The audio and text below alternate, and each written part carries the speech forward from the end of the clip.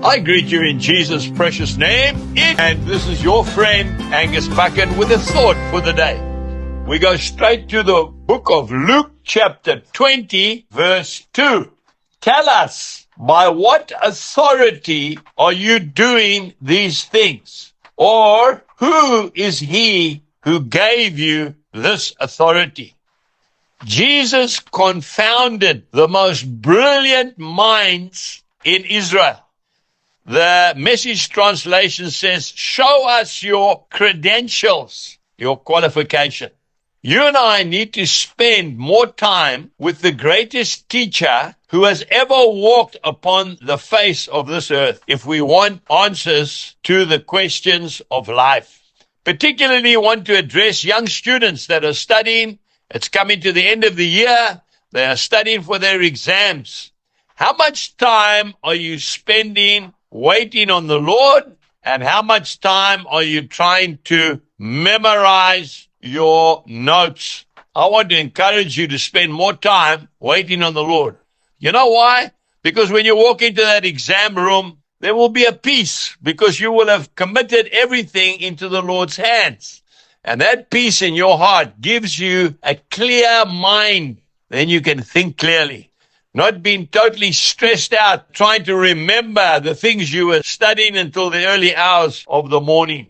I want to tell you about a very successful businessman. His name was Robert Letourneau.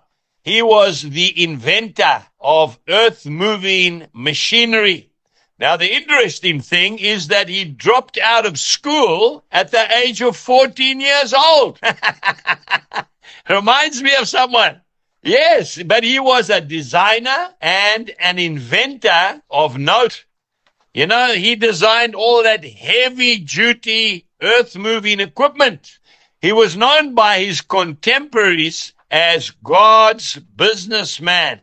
His foundational verse, by the way, it's on his tombstone, was Matthew chapter 6, verse 33. We know it very well. Seek first the kingdom of God and his righteousness, and then all these things will be added unto you.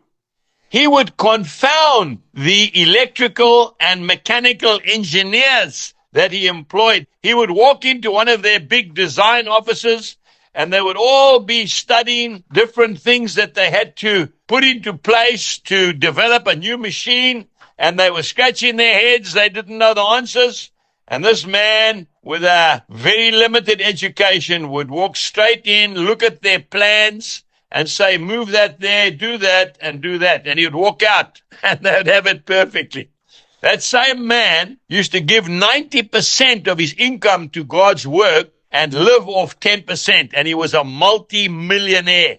You see, his teacher was Jesus Christ, and he put him foremost.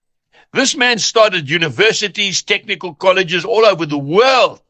Today, spend time with the teacher. Jesus bless you and have a wonderful day. Goodbye.